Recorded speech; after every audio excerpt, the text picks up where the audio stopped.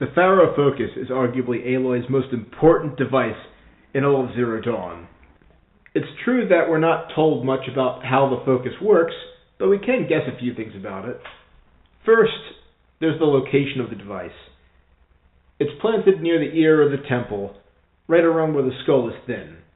The device is really easy to remove and mount on your head, so it can be safely assumed that this is non-invasive, meaning in all likelihood it does not drill directly into the skull, because it would really stink if Aloy died of some easily preventable infection during her training montage. As far as what the Focus is actually recording, though, I'm willing to bet it might be electrical or optical signals from inside the brain. These are two of the most common ones used in real life for non-invasive portable medical imaging. Electrical signals acquired from the brain are called electroencephalography, or EEG. Typically, EEG is a very noisy signal because you have to worry about the skull in between you and all the neurons inside your head.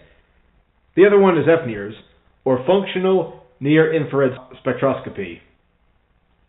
As the name suggests, FNIRS uses a light signal, in particular a wavelength corresponding to oxygenated hemoglobin versus deoxygenated hemoglobin, to estimate blood flow to different parts of the brain and other tissue.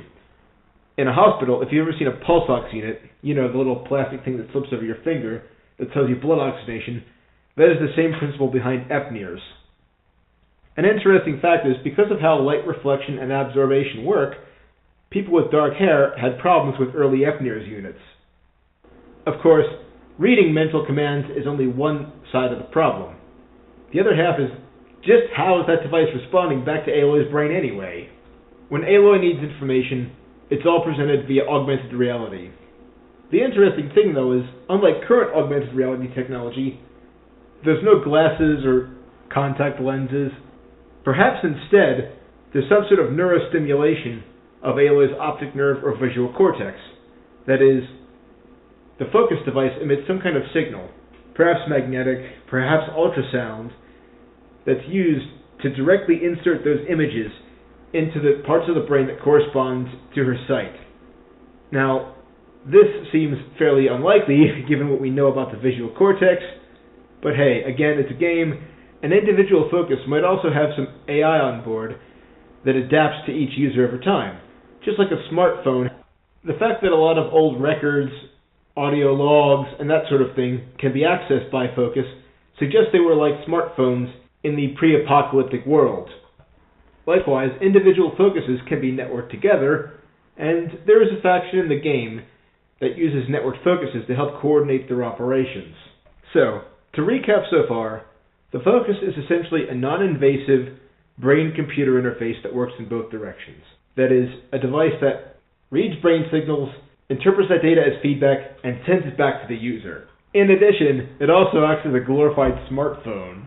Another question is, how exactly does the Focus power itself? There's a couple possibilities for this one. I think the most likely one is that the Focus has some sort of ambient energy utilization ability.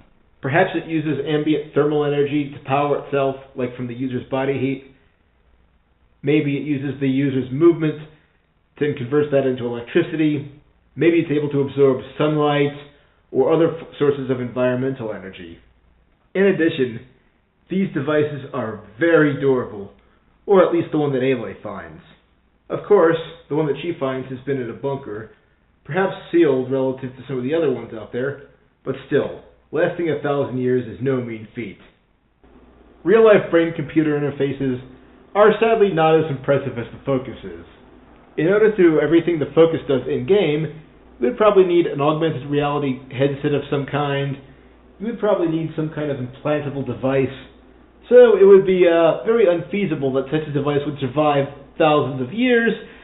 But hey, the Focus makes for a fun time while hunting robot dinosaurs. Thanks for watching, and I hope to see you next time, here at the School of Night.